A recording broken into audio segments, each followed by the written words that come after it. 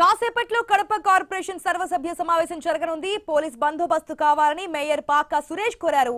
కార్పొరేటర్లు, ఎమ్మెల్యేలు, ఎమ్మెల్సీలు, కోఆప్షన్ సభ్యులు మినహా బయట వ్యక్తులు రాకుండా చర్యలు తీసుకోవాలని విజ్ఞప్తి చేశారు. వచ్చే నెల 17తో పాలక మండలి పదవీ కాలం ముగియనుంది. కౌన్సిల్ చివరి సమావేశానికి ఏర్పాట్లు చేశారు. కార్పొరేషన్ కార్యాలయంలోని వీసీ ఆఫీసులో సమావేశం నిర్వహించాలని నిర్ణయించారు. కౌన్సిల్ సమావేశ మందిరంలో కాకుండా వీసీ ఆఫీసులోనే గతంలో సమావేశాలు జరిగాయి. నాటి సమావేశాలకు అధికారులు హాజరు కాలేదు. నేటి సమావేశానికి అధికారుల హాజరు కావడంపై అనుమానాలు వ్యక్తమవుతున్నాయి.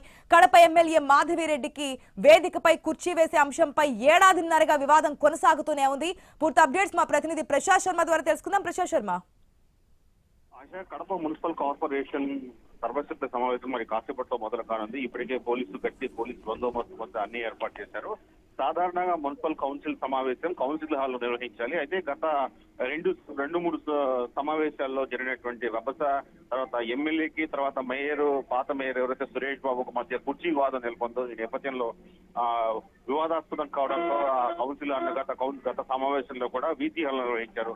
వీసీ హాల్ అయితే కేవలం మేయర్, ఇతర అధికారులు కూర్చోవడానికి, తర్వాత కార్పొరేటర్ కూర్చోవడానికి అవకాశం ఉంటుంది. ప్రత్యేకంగా వేదిక వేయడానికి అవకాశం ఉండదు. కాబట్టి ఆ నేపథ్యంలోనే వైసీపీ పాలక మండలి ఏదైతే ఉందో వీసీ హాల్ ను ఎంచుకున్నట్టు తెలుస్తుంది. గతంలో కూడా ఇదే అంశాన్ని మాజీ మేయర్ సురేష్ బాబు చెప్పడంతో అక్కడ అధికారులు ఎవరు హాజరు కాలేదు.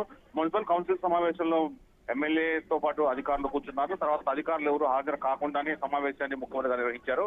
మేయర్ సురేష్ బాబుకు అది చివరి సమావేశం చెప్పొచ్చు. తర్వాత జరిగినట్టు పరిణామంలో ఇన్ఛార్జి మేయర్ గా ముంతాజ్ బేగ్ నియమించారు. తర్వాత కొద్ది కాలం తర్వాత మళ్ళీ కొత్త మేయర్ ఎన్నిక కోసం నోటిఫికేషన్తో ప్రస్తుతం pak Suresh full charge mayor గా పనిచేస్తున్నారు. ఆయన నిర్వహించినటువంటి తొలి సమావేశం ఇదే కావడం, చివరి సమావేశం ఇదే కావడం కూడా ఆశ్చర్యం కలిగిస్తుంది. ఎందుకంటే రేపు నెల 17వ తేదీతో మొత్తం మున్సిపల్ పాలక మండలి యొక్క పదవీ కాలం ముగుస్తుంది. కాబట్టి కేవలం ఏం చర్చించాలన్నా కూడా ఈ సమావేశంలో సాధ్యపడుతుంది.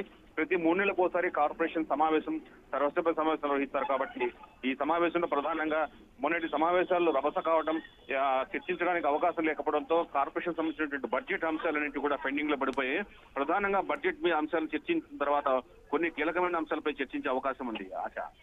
Right Prashant Sharma, thanks for the update.